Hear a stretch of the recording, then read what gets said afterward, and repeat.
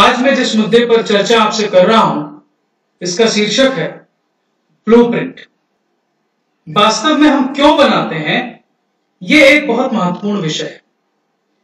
आप कह सकते हैं कि टीचिंग लर्निंग के लिए ब्लूप्रिंट की शायद जरूरत नहीं हो, सीधे सीधे हम क्वेश्चन पेपर बना लेते हैं, तो क्या खराबी है, हमको इतने सारे पेपर बनाने होते हैं, हम सब तो टीचर्स हैं और हम सबको क्वेश्चन पेपर बनाना आता है।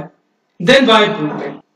ये जो व्हाई ब्लूप्रिंट है, यही वो मूल प्रश्न है जिसका उत्तर ढूंढे बिना हम ब्लूप्रिंट के महत्व को अपनी टीचिंग लर्निंग में सिद्ध नहीं कर सकते। ब्लूप्रिंट पर चर्चा करने से पहले आइए देखें कि यदि हमें एक परीक्षण, एक टेस्ट, कोई परीक्षा प्रश्न पत्र बनाना हो तो हम क्या क्या करते हैं।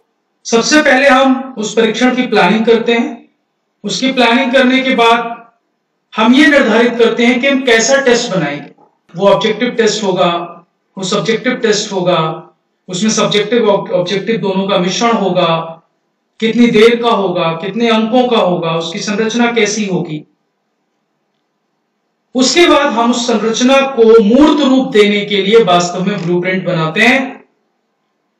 और ब्लूप्रिंट जब बनकर तैयार हो जाता है, तब ब्लूप्रिंट में लिए गए निर्णयों के आधार पर हम अपने परीक्षण पद या परीक्षण के लिए जो प्रश्न बनाने हैं वो प्रश्न बनाते हैं। उसके बाद एक मार्किंग स्कीम डेवलप करते हैं और फिर एक स्कोरिंग की बनाते हैं कि कैसे उस परीक्षण की स्कोरिंग की जाएगी।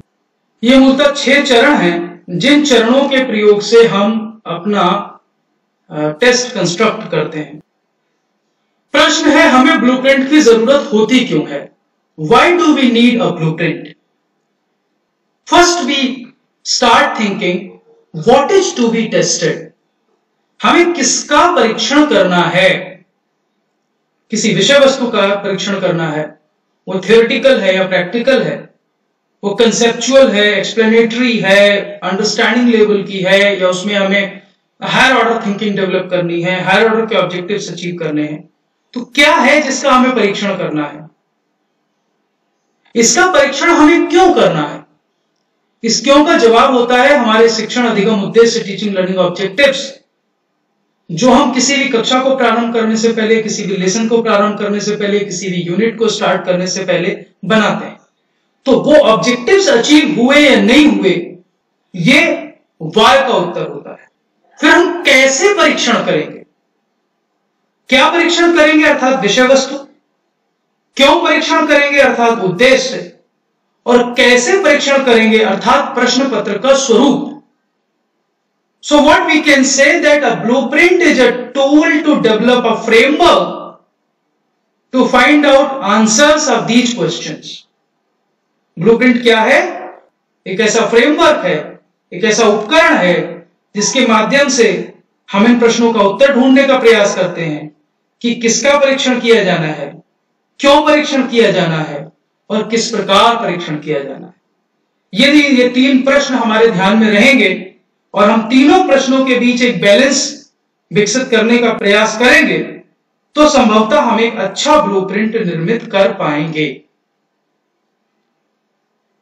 ब्लूप्रिंट के बारे में कहा जाता है कि ये क्वेश्चन पेपर का एक फ्रेमवर्क है जिस क्वेश्चन पेपर को हमें डेवलप करना है।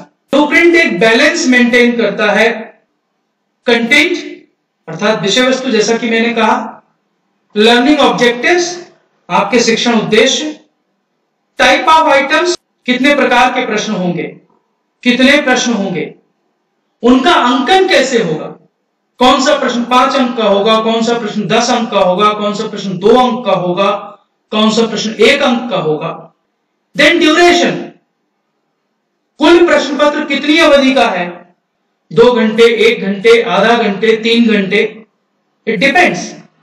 And the difficulty level of the items, कि प्रश्नों का कठिनता स्तर क्या है। जब हम इन सारे प्रश्नों का उत्तर ढूंढ लेते हैं और उन सारे प्रश्नों के उत्तरों को एक ही रूपरेखा में समाहित करने का प्रयास करते हैं, उनके बीच एक बैलेंस बनाने की कोशिश करते हैं, तो ऐसे में हम कहते हैं कि हम एक ब्लूप्रिंट निर्मित कर रहे हैं। ब्लूप्रिंट बनाते कैसे? आइए इसकी प्रक्रिया पर थोड़ा सा बात करते हैं। ब्लूप्रिंट बनाने का पहला चरण है आपको अपने कोर्स कंटेंट को डिफरेंट कंटेंट यूनिट्स में एनालाइज करना होता है। जैसे कि यदि आप अपनी वार्षिक परीक्षा के लिए कोई ब्लूप्रिंट बना रहे हैं, if you are making a blueprint for the question paper of your annual exam, you may need to deal with all the content units in your syllabus, or how many unit you will consider in one question paper. If you are making a question paper of a half yearly semester examination or a monthly test, then your units may be less. So the unit content unit may be less than the final question paper of the annual examination. So first you analyze your course content into different units कि कितनी units का हमें question paper बनाना है।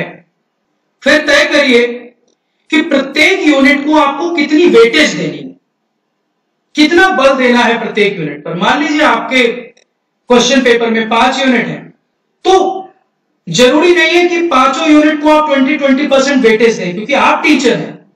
आप ये देखते हैं कि जिस यूनिट में ज्यादा कंटेंट है, ज्यादा इंपॉर्टेंट कंटेंट है, जिसमें ज्यादा हायर ऑर्डर लेवल के ऑब्जेक्टिव्स अचीव होने हैं, शायद उसको हमें वेटेज ज्यादा देना हो। कोई बहुत थ्योरेटिकल यूनिट है, केवल इंफॉर्मेशन बेस्ड यूनिट है, हो सकता है हमें उसको कम वेटेज देनी हो। तो जब हम अपने कंटेंट को यूनिट्स में ब्रेक कर लेते हैं, उसके बाद हम हर एक यूनिट के लिए वेटेज निर्धारित करते हैं कि कुल अगर 100 नंबर का क्वेश्चन पेपर है या 50 नंबर का क्वेश्चन पेपर है, तो इसमें कितना पोर्शन, कितने मार्क्स, कितना वेटेज हम हर एक यूनिट को देने वाले हैं। और वेटेज हम केवल यूनिट के आधार पर तय नहीं करते। वेटेज निर्धारण का एक दूसरा आधार आपके अधिगम उद्देश्य होते हैं। किन शिक्षण उद्देश्यों के, किस स्तर के शिक्षण उद्देश्यों की प्राप्ति के लिए आप प्रश्न पत्र बना रहे हैं। हो सकता है आप कोई यूनिट टेस्ट बना रहे हो और आपकी यूनिट जो आपने पढ़ाई है उसमें केवल कंसेप्चुअल लेवल हो, केवल अंडरस्टैंडिंग लेवल हो, ज्यादा से ज्यादा आप एप्लीकेशन तक चले जाएं, उसके आगे शायद ना हो सकता है जब आप फाइनल एग्जाम के लिए जा रहे हैं तो आपके उद्देश्य कुछ अंडरस्टैंडिंग लेवल के हो सकते हैं, कुछ नॉलेज लेवल के हो सकते हैं, कुछ एप्लीकेशन लेवल के हो सकते हैं, कुछ स्किल ओरिएंटेड ऑब्जेक्टिव्स भी हो सकते हैं। Then if there are more types of objectives, if there are different types of objectives, you have to decide that how much weightage you will give to what kind of objectives. कि knowledge level का कितना प्रश्न पत्र में हिस्सा रखना है, understanding level के प्रश्न कितने रखने हैं, एप्लीकेशन लेवल के प्रश्न कितने रखने हैं, या स्किल का कंपोनेंट कितना रखना है, हम ये भी तय करते हैं। तो जब हम वेटेज निर्धारित करते हैं तो वेटेज केवल नंबर ऑफ यूनिट्स के आधार पर नहीं, ऑब्जेक्टिव्स को भी ध्यान में रख करके की जाती है। इसके बाद हम ये तय करते हैं कि यदि हमारे प्रश्न पत्र में विभिन्न प्रकार के प्रश्न हैं, if there are different forms of questions, like some long answer type questions, some short answer type questions, some very short answer type question, some objective type of question, or only long answer and short answer question, or only long answer question. It depends for what purpose you are making your question paper. आप national testing agency के लिए हो सकता है question paper बनाए तो केवल objective type question. हो सकता है कि आप अपने फाइनल एग्जामिनेशन के लिए बना रहे हो तो वहां पर आपको वेरी शॉर्ट आंसर और लॉन्ग आंसर दोनों रखने हो, या किसी यूनिवर्सिटी सिस्टम के फाइनल एग्जामिनेशन में केवल वेरी शॉर्ट आंसर ना होकर शॉर्ट आंसर और लॉन्ग आंसर है, तो हो सकता है केवल शॉर्ट आंसर लॉन्ग आंसर हो। तो आपको कितनी वेटेज किस प्रकार के प्रश्नों को देनी है, तो वेटेज कितनी यूनिट को देनी है, वेटेज कितनी उद्देश्यों को देनी है, वेटेज कितनी प्रश्नों को देनी है। इसके बाद टाइम को कितनी वेटेज देनी है, ये भी देखिए कि कितनी देर का प्रश्न पत्र। 2 घंटे में उत्तर लिखना है विद्यार्थियों को, 3 घंटे में उत्तर लिखना है, या 1 घंटे में लिखना है। यदि 3 घंटे में लिखना है तो आपको अनुमान लगाना पड़ेगा कि मैं कितने लॉन्ग आंसर दूं, एक लॉन्ग आंसर में कितना समय लगेगा, कितने शॉर्ट आंसर दूं, एक शॉर्ट आंसर में कितना समय लगेगा, कितने ऑब्जेक्टिव दूं, उनमें कितना समय लगेगा, कितना समय प्रश्न पत्र को पढ़ने में लगेगा, कितना समय एक बार उत्तरों को दोहराने में लगेगा। तो टाइम का वेटेज भी हम डिसाइड करते हैं, but we also decide the marks to be given for different forms of questions. Long answer type question है तो उसके उत्तर के लिए हमें कितना मार्क देना होगा, कितने अंक देने होंगे। शॉर्ट आंसर टाइप है, उसके उत्तर के लिए हमें कितने अंक देने होंगे। अतिलघु उत्तरीय है, उसके लिए कितने अंक देने होंगे। ऑब्जेक्टिव टाइप है, उसके लिए कितने अंक देने होंगे। तो अंकों का आवंटन भी हम प्लान करते हैं, और अंत में हम प्लान करते हैं कि डिफिकल्टी लेवल को कितना वेटेज देना है। जब हम difficulty level of question paper की बात करते हैं तो कुछ प्रश्न पत्र में हमेशा ऐसे रखे जाते हैं जिनका उत्तर अधिकांश विद्यार्थी दे पाए। कुछ प्रश्न ऐसे रखे जाते हैं जिनका उत्तर यदि कोई एवरेज स्टूडेंट भी है तो वो दे पाए। लेकिन कुछ प्रश्न ऐसे भी रखे जाते हैं जिनका उत्तर केवल वे विद्यार्थी दे पाए जिन्होंने विषय को बहुत ध्यान से पढ़ा है या जिनका शिक्षण अधिगम का स्तर सामान्य से अधिक है। तभी तो हम डिस्क्रिमिनेट कर पाएंगे, अन्यथा हमारे क्वेश्चन पेपर की डिस्क्रिमिनेटरी पावर 0 हो जाएगी। तो हम यह भी निर्धारित करते हैं कि हमारे प्रश्नों का डिफिकल्टी लेवल क्या होगा। हमें सबसे पहले अपने कंटेंट को एनालाइज करना है और यह तय करना है कि कितनी यूनिट्स हमारे क्वेश्चन पेपर का हिस्सा होंगी। जो यूनिट्स क्वेश्चन पेपर का हिस्सा होंगी उनकी वेटेज क्या होगी, किसको ज्यादा वेटेज देनी है, किसको कम वेटेज देनी है। जो हमारे लर्निंग ऑब्जेक्टिव्स हैं उनकी क्या वेटेज होगी, नॉलेज लेवल के ऑब्जेक्टिव्स को कितनी वेटेज देनी है, अंडरस्टैंडिंग को कितनी देनी है, एप्लीकेशन को कितनी देनी है, क्रिएटिविटी को कितनी देनी है। फिर डिफरेंट फॉर्म्स ऑफ क्वेश्चंस कौन से होंगे उनको क्या वेटेज देनी है, टाइम की weightage, different forms of questions के मार्क्स कितने होंगे और डिफिकल्टी लेवल को कितनी वेटेज देनी है। कितने प्रश्न बहुत आसान रखने हैं, कितने प्रश्न सामान्य स्तर के रखने हैं, कितने प्रश्न उच्च स्तर के रखने हैं और कितने प्रश्नों का कठिनता स्तर थोड़ा अधिक रखना है। जब आप ये सब चीजें प्लान कर लेते हैं अलग अलग, तब इस सबको एक ही चार्ट में समाहित करते हैं और उस चार्ट को हम ब्लूप्रिंट कहते हैं। तो ब्लूप्रिंट बेसिकली एक 2 डायमेंशनल चार्ट होता है जिसमें विषय वस्तु और उद्देश्य होते हैं। ये एक तरह से विशिष्टीकरण तालिका है, it is a table of specifications. जितने स्पेसिफिकेशन अभी तक मैंने डिस्कस किए, इसके बाद मैं एक एग्जांपल लेकर डिस्कस करूंगा ये सारे स्टेप्स। जितने स्टेप्स मैंने अभी तक डिस्कस किए, इन सारे स्टेप्स की जो टेबल ऑफ स्पेसिफिकेशन हम डेवलप करते हैं उसको हम ब्लूप्रिंट कहते हैं। पहली चीज क्या थी, हमने क्या कहा था, हम क्या तय करेंगे, decision on units and their weightage. यहां देखिए मैंने भौतिक विज्ञान का एक उदाहरण लिया है कि यदि एक एनुअल टेस्ट 9th क्लास के टीचर को बनाना है, एक वार्षिक परीक्षा का प्रश्न पत्र बनाना है, तो हमें उसमें क्या क्या रखना है। वहां देख लिया कि कुल मिलाकर के 6 यूनिट है। फूड की यूनिट है, मटेरियल की यूनिट है, वर्ल्ड ऑफ लिविंग की यूनिट है, moving things people and ideas की यूनिट है, हाउ थिंग्स वर्क की यूनिट है and natural phenomena and natural resources की यूनिट है। तो ये तो हमने यूनिट लिस्ट कर ली। फिर जब हमने यूनिट का कंटेंट देखा तब ये निर्धारित किया कि यदि हमें 100% में से वेटेज देनी है तो मान लीजिए फूड की यूनिट को हमें 10% वेटेज देनी है, मटेरियल को 20% वेटेज देनी है, वर्ल्ड ऑफ लिविंग को 15% वेटेज देनी है। ये कौन तय करेगा, ये आप तय करेंगे। हालांकि यदि आप सीबीएसई बोर्ड की किताबें देखें और खासतौर पर सीनियर सेकेंडरी और सेकेंडरी लेवल की, तो कई बार उनके सिलेबस में ऑलरेडी ये वेटेज दिया रहता है कि what will be the unit and what the weightage should be given to each unit. So you can take that weightage also. But if it is not given, then you need to analyze on your own that what kind of weightage you will give to different units. So this is your first table. तो आप चाहे विज्ञान का प्रश्न पत्र बनाएं, चाहे गणित का प्रश्न पत्र बनाएं, चाहे भाषा का प्रश्न पत्र बनाएं। मान लीजिए आप भाषा का प्रश्न पत्र बना रहे हैं, मैं गद्य कितना दूंगा, मैं पद्य कितना दूंगा, मैं व्याकरण कितना दूंगा, मैं अनसीन पैसेज कितना दूंगा, लेखन कितना दूंगा। तो इस प्रकार के कंटेंट हो सकते हैं कि गद्य खंड में से 20% दूंगा, पद्य खंड में से 20% दूंगा, 30% व्याकरण को दूंगा, 10% पत्र लेखन को दूंगा। हम गणित में कर रहे हैं तो हम डिसाइड कर सकते हैं कि ट्रिग्नोमेट्री को इतना देंगे, स्टैटिस्टिक्स को इतना देंगे। So it doesn't matter for subject you are developing कि कौन कौन सी इकाइयां हैं जिनको प्रश्न पत्र में समाहित करना है और प्रत्येक इकाई को कितना वेटेज हमें देना है। तो ये पहला चरण हुआ। दूसरा है, मैंने कहा उद्देश्यों का वेटेज हमें निर्धारित करना होता है। ये उद्देश्यों का वेटेज भी आपके विषय के अनुसार बदल सकता है। मान लीजिए सोशल साइंसेस का कोई पेपर हो, इतिहास का हो, भूगोल का हो सकता है वहां नॉलेज और अंडरस्टैंडिंग को हमें ज्यादा वेटेज देनी हो, एप्लीकेशन और स्किल को कम वेटेज। अब ये हमें तय करना होता है अपने विषय और विषय वस्तु के आधार पर कि हम कितना वेटेज अपने डिफरेंट सब्जेक्ट्स को देंगे। In sciences you may require more weightage for understanding, application and skill as compare to knowledge. In social sciences You may require more weightage for knowledge, understanding than application and skill. In mathematics, you may require more weightage for application and skill as compared to knowledge and understanding.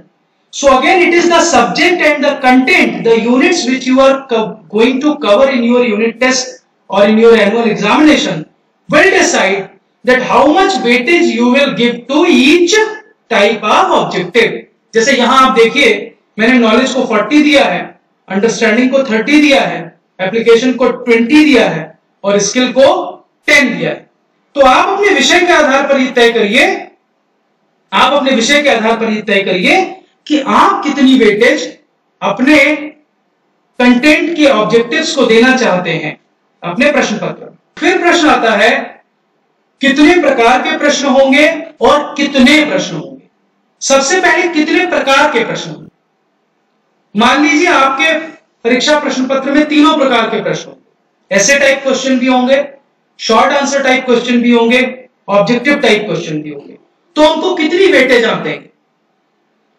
जैसे यहां आप देखिए, ऐसे type को 30% दिया है, short answer को 45 दिया है, ऑब्जेक्टिव को 25 दिया है।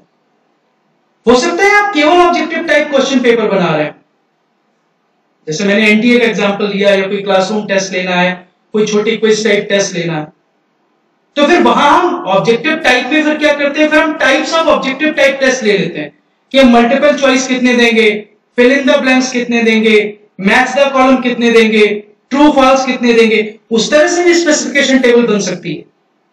But if it is annual question paper, then we make a specification table based on types of questions which we take. Then we also decide how much marks we will give. देखिए, पहले वाली table में मैं एक बार फिर से वापस आता हूं। इस टेबल में मैंने डिसाइड किया था वेटेज 30, 45, 25। अब आप अगली टेबल को ध्यान से देखिए, 30, 45, 25 देखिए, सबसे लास्ट कॉलम में 30, 25 एंड 45 है। बट अब मैंने डिसाइड किया कि मैं 3 ऐसे टाइप क्वेश्चन दूंगा, हर एक को 10 अंक दूंगा, जिससे कि 30% वेटेज जस्टिफाई हो जाए। मैं 15 शॉर्ट आंसर टाइप क्वेश्चन दूंगा, हर एक को 3 नंबर दूंगा, ताकि 45 हो जाए। हो सकता है मैं 15 की बजाय डिसाइड करूं कि मैं 9 शॉर्ट आंसर टाइप क्वेश्चन दूंगा, हर एक को 5 अंक दूंगा, तो 45 हो जाए। This again depend upon us, not only us but also the format which has been given by the school और being followed by your board. Then objective type, मान लीजिए मैंने डिसाइड किया कि मैं 1 अंक के 25 प्रश्न दूंगा। हो सकता है आप तय करें कि आप कुछ वेरी शॉर्ट आंसर देंगे, कुछ ऑब्जेक्टिव देंगे, तो आप फिर शॉर्ट आंसर के नीचे वेरी शॉर्ट आंसर लिखेंगे, उनके लिए 2 अंक निर्धारित करेंगे। आप तय करेंगे 2 अंक वाले कितने प्रश्न होंगे और 1 अंक वाले कितने प्रश्न होंगे। ठीक, तो हम type of question and marks to be given to each question, इसका भी प्लानिंग करके एक छोटा स्पेसिफिकेशन टेबल बनाते हैं। फिर हम अनुमान लगाते हैं समय का। हमें ये पता होता है कि हमारा प्रश्न पत्र कितने समय के लिए है। हम 2 घंटे का क्वेश्चन पेपर बना रहे हैं, हम 3 घंटे का क्वेश्चन पेपर बना रहे हैं। जैसे ये जो उदाहरण है, ये मैंने 3 घंटे के प्रश्न पत्र को ध्यान में रखकर लिया। तो 3 घंटे में 180 मिनट होते हैं, 180 मिनट्स। तो हम पूरे 180 मिनट्स का क्वेश्चन में कैलकुलेशन नहीं करते। हम ये मान के चलते हैं कि लगभग 10 मिनट का समय विद्यार्थियों को प्रश्न पत्र समझने के लिए और 10 मिनट का समय विद्यार्थियों को अंत में प्रश्न पत्र को दोहराने के लिए, उन्होंने जो लिखा है उसको रिवाइज करने के लिए चाहिए। तो इसलिए हमने 180 मिनट की बजाय 160 मिनट का समय लेकर के इस टेबल को बनाया। और हमने ये मान लिया कि जो ऐसे टाइप क्वेश्चन है, जो लॉन्ग आंसर टाइप क्वेश्चन है, वो हर एक प्रश्न लिखने में उनको औसतन 20 मिनट का समय लगना चाहिए। तो हमने 60 मिनट का समय उसके लिए निर्धारित किया। शॉर्ट आंसर क्वेश्चन पर 5 मिनट लगने चाहिए, 15 प्रश्न है, तो 75 मिनट उसके लिए कैलकुलेट किया। ऑब्जेक्टिव टाइप क्वेश्चन 1 मिनट में 1 हो जाना चाहिए, 25 प्रश्न है, तो 25 मिनट उसके लिए निर्धारित किया। अब ये आप निर्धारित करेंगे, क्योंकि ये आप ये तय करेंगे कि आपके ऐसे टाइप क्वेश्चन में वर्ड लिमिट कितनी है। औसतन ये माना जाता है कि एक बच्चा 1 मिनट में 25 से 30 शब्द लिख सकता है। इससे अधिक शब्द 1 मिनट में नहीं लिखे जा सकते यदि वह सोचकर समझकर लिख रहा है, क्योंकि वो लगातार तो लिखता नहीं है। वो क्वेश्चन पढ़ता है, उसके आंसर को समझता है, आंसर को ऑर्गेनाइज करता है, तब लिखता है। तो हमने एक अनुमान लगा करके हम चलते हैं कि 25 से 30 शब्द यदि एक बच्चा 1 मिनट में लिखेगा तो 20 मिनट में लगभग वह 600 शब्द का उत्तर लिख लेगा। तो इसीलिए हमने अनुमान लगाया कि एक प्रश्न के उत्तर में उसको लगभग 20 मिनट लगेंगे। तो हमें ये सारी चीजें ध्यान रखनी होती है that how much time we should give what type of। अगर आपकी परीक्षा में 1000 शब्दों में किसी बच्चे को प्रश्न का उत्तर लिखना है तो आपको समय उसके हिसाब से कैलकुलेट करना पड़ेगा कि आपका विद्यार्थी 1000 शब्दों का प्रश्न में उत्तर कितने समय में लिखेगा, 500 शब्दों का कितने में लिखेगा, 300 शब्दों का कितने में लिखेगा, उसके अनुसार आप समय निर्धारित करेंगे। फिर आते हैं डिफिकल्टी लेवल पर। मान लीजिए हमने ये तय किया कि हमारे यदि पूरे प्रश्न पत्र का वेटेज 100 है तो हम उसमें 50% प्रश्न जो है वो एवरेज रखें। So if there are 50% test items average, then I have decided 25% I will put difficult type of test items and 25% I will put easy type of test items. तो हम एक प्रश्न पत्र में कितने कठिन प्रश्न रखेंगे, कितने एवरेज प्रश्न रखेंगे और कितने आसान प्रश्न रखेंगे, जब हम इनका टेबल बनाते हैं तो ये डिफिकल्टी लेवल का टेबल कहलाता है। आप देखिए हमने डिफिकल्टी लेवल का टेबल बनाया, हमने एस्टिमेशन ऑफ टाइम का एक टेबल बनाया, हमने क्वेश्चन पेपर में कितने क्वेश्चंस होंगे, हर एक क्वेश्चन का कितना वेटेज होगा उसका टेबल अलग बनाया, हमने ऑब्जेक्टिव्स के हिसाब से टेबल अलग बनाया और हमने कंटेंट के हिसाब से टेबल अलग बनाया। ये छोटी छोटी स्पेसिफिकेशन टेबल्स जो आप यूनिट के लिए बनाते हैं, ऑब्जेक्टिव के लिए बनाते हैं, टाइप ऑफ क्वेश्चंस के लिए बनाते हैं, नंबर ऑफ क्वेश्चंस के लिए बनाते हैं, time of the to be allotted for each answer के लिए बनाते हैं और डिफिकल्टी लेवल के लिए बनाते हैं। जब आप इन सबको आपस में एक साथ एक ही टेबल में प्रस्तुत करते हैं तो वो आपका ब्लूप्रिंट होता है और वो कुछ इस तरह से दिखता है। ये मैंने अभी तक जितना आपको डिस्कशन किया है उन सबको मिलाकर के एक ब्लूप्रिंट बनाया है। अगर आप इस टेबल को ध्यान से देखें तो सबसे ऊपर ऑब्जेक्टिव्स और फॉर्म्स ऑफ क्वेश्चंस हैं। ऑब्जेक्टिव्स और फॉर्म्स ऑफ क्वेश्चन। ऑब्जेक्टिव्स में आप देख सकते हैं नॉलेज, अंडरस्टैंडिंग, एप्लीकेशन, स्किल। 4 तरह के ऑब्जेक्टिव हमने तय किए थे। फिर हमने हर एक ऑब्जेक्टिव में 3 कॉलम बनाए हैं। ऐसे टाइप के लिए ई, शॉर्ट आंसर टाइप के लिए ऐसे और ऑब्जेक्टिव टाइप के लिए ओ। सो दिस इज ई, ऐसे एंड ओ। तो हमने हर एक में रख लिया। इसको ऐसे देखिए, ऑब्जेक्टिव और फॉर्म्स ऑफ क्वेश्चंस ये एक दिशा में रहते हैं। नॉलेज, अंडरस्टैंडिंग, एप्लीकेशन, स्किल, चारों ऑब्जेक्टिव लेवल हो गए। फिर ऐसे type, short answer type, objective type, ई, ऐसे एंड ओ, ई, ऐसे एंड ओ, ई, ऐसे एंड ओ, ई, ऐसे एंड ओ। ये हमने हर एक में फॉर्म्स तय कर लिए। फिर हम इधर कॉलम में क्या लिखते हैं, यूनिट्स, कि कौन कौन से यूनिट्स होंगे। ये यूनिट के टाइटल है। आप देखिए इन सबको हमने मर्ज कर दिया। ऑब्जेक्टिव आपको ऊपर दिख रहा है, मैंने टेबल का एक थोड़ा सा हिस्सा लिया है केवल नॉलेज और अंडरस्टैंडिंग वाला, ताकि आपको मैं समझा सकूं आसानी से कि हम डिस्ट्रीब्यूशन कैसे करते हैं। नॉलेज, अंडरस्टैंडिंग ऊपर लिखा, टाइप फॉर्म्स ऑफ क्वेश्चन लिखे, फिर हमने यूनिट्स लिखी, food, material and all that. अब हम जब ये पहले तय कर चुके हैं कि हमें हर एक यूनिट को कितना वेटेज देना है, मान लीजिए हमने तय किया कि फूड की यूनिट को 10% वेटेज देना है और हमारे लॉन्ग आंसर टाइप क्वेश्चन का वेटेज 30%, एक क्वेश्चन का वेटेज 10% है। तो अगर हम फूड की यूनिट से केवल सिंगल एक लॉन्ग आंसर क्वेश्चन दे देंगे तो फिर हम उससे शॉर्ट आंसर और ऑब्जेक्टिव टाइप नहीं दे पाएंगे। तो हम हमेशा कोशिश ये करते हैं कि जो लॉन्ग आंसर टाइप क्वेश्चन वो एक तो हायर लेवल के हो, अर्थात जहां पर उनको रिफ्लेक्शंस करने हो, जहां उनको कोई प्रोसेस एक्सप्लेन करनी हो, जहां कोई एप्लीकेशन उनको बतानी, तो हम ऐसी यूनिट्स से लॉन्ग आंसर क्वेश्चंस लेते हैं जिन यूनिट्स की वेटेज ज्यादा हो। आप यहां देखिए, आपको 2 चीजें हर एक कॉलम में दिख रही हैं। जैसे 10 के आगे ब्रैकेट में 1 लिखा है, 3, 1, तो ये 10 क्या है, ये 10 मार्क्स हैं और 1 क्वेश्चन है।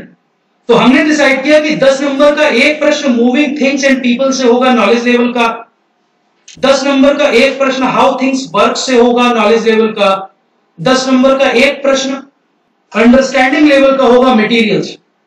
हमने तय किया 3-3 नंबर के प्रश्न, एक प्रश्न फूड से होगा, एक प्रश्न मटेरियल से होगा, 2 प्रश्न वर्ड ऑफ लिविंग से होंगे, एक short answer type knowledge level का और एक short answer type understanding level का।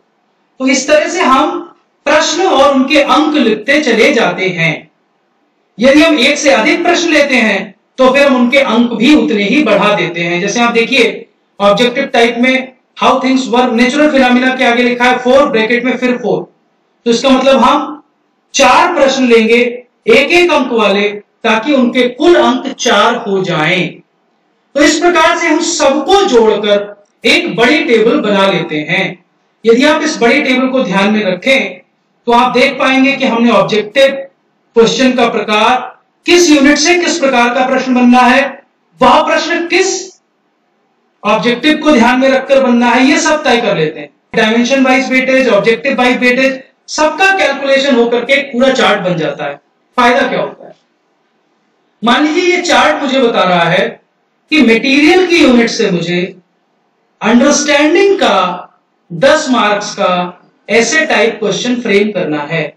तो मैं मटेरियल की यूनिट खोलूंगा, जब मैं प्रश्न बनाऊंगा तो मुझे ध्यान होगा कि यह प्रश्न अंडरस्टैंडिंग लेवल का होना चाहिए, यह प्रश्न एप्लीकेशन लेवल का होना चाहिए।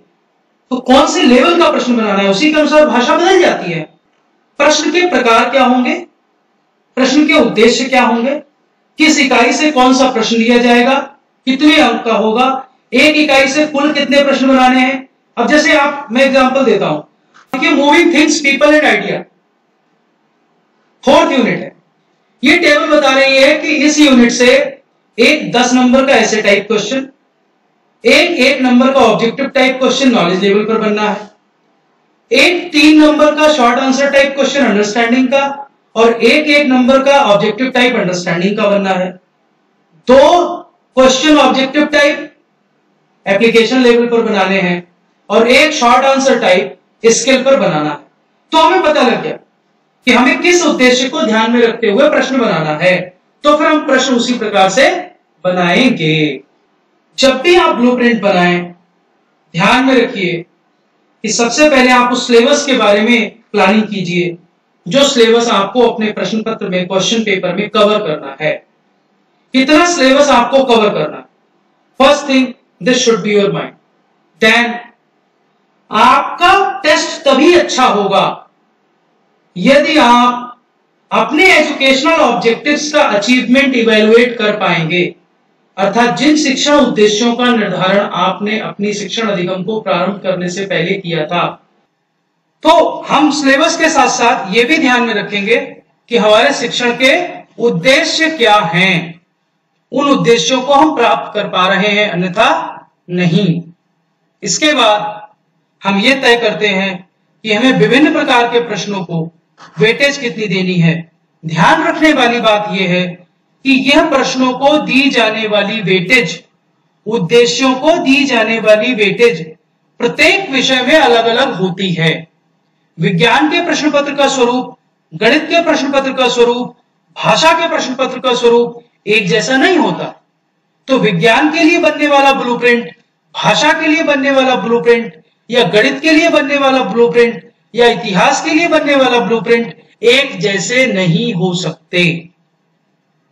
इसीलिए जब मैं ब्लूप्रिंट बनाने की चर्चा प्रारंभ कर रहा था तब मैंने आपसे सबसे पहले कहा था कि आप अपनी इकाइयों और इकाइयों के उद्देश्यों का निर्धारण कीजिए। वे ही ये तय करेंगे कि आपके प्रश्न पत्र में प्रश्नों का प्रकार, प्रश्नों की संख्या, प्रश्नों का स्वरूप, प्रश्नों का स्तर और उनका कठिनता स्तर, डिफिकल्टी लेवल क्या होगा। हमेशा एनालाइज करिए कि विभिन्न प्रकार के प्रश्नों में कितना समय उनको उत्तर देने में लगेगा, क्योंकि ध्यान रखिए आप क्वेश्चन पेपर अपने लिए नहीं बना रहे हैं। आपकी प्रश्न का उत्तर देने की गति और आपके विद्यार्थियों की प्रश्न के उत्तर देने की गति में भिन्नता हो सकती है। आप उस विषय के अध्यापक हैं, आप विषय को जानते हैं, आप प्रश्न मस्तिष्क में आपके आता है, तत्काल उत्तर आपके मस्तिष्क में आ जाता है, आप उसके आंसर को ऑर्गेनाइज कर सकते हैं। But your students can not do this at this pace. They need time to think, they need time to plan that what topics, what concepts they will put in the answer. They need time to think that how they will organize the answer. What should be in their introduction, what should be in their main body, how they will conclude. What should be the word limit, what is their speed to write. मैंने कहा एक average student 11th-12th class का 20-30 शब्द से अधिक एक minute में अच्छी तरह से नहीं लिख सकता सोच समझ के. हाँ, रट के लिखना है तो कोई कितने भी लिख सकता है, फिर उसकी हैंडराइटिंग खराब हो जाती है क्योंकि उस पर समय का दबाव होता है. हम इतने प्रश्न दे देते हैं, बच्चे 3 घंटे में उत्तर नहीं दे पाते, फिर हम कहते हैं बच्चों ने पता नहीं क्या लिखा है, समझ में नहीं आ रहा है. अरे उनको प्रश्न पत्र पूरा करने की जल्दी थी बंधु, आपने इतने सारे प्रश्न दे दिए थे, यदि उनके प्रश्न छूट जाते तो उनके अंक रह जाते, तो उन्होंने जल्दी जल्दी में सारे प्रश्नों का उत्तर दिया, आप नहीं पढ़ पा रहे. हमेशा ध्यान रखिए कि प्रश्न पत्र को बाद में तैयार करिए, पहले ब्लूप्रिंट तैयार करिए.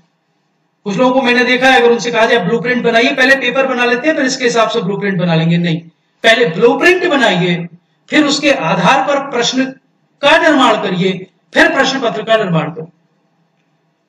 प्रोसेस यही होनी चाहिए. और जैसा कि मैंने कहा, हमेशा ध्यान में रखिए अपने शिक्षार्थी को, अपने विद्यार्थी को, क्योंकि परीक्षण विद्यार्थी के लिए है, आपके लिए नहीं. Test is for learners, not for you. So if you keep in mind the understanding level of your learners, the speed of your learners, the pace of your learners, the language comprehension level of your learners, you will be able to make a very good blueprint and a very good test. So with this, I would suggest you that please you prepare a good blueprint and make your test an effective test.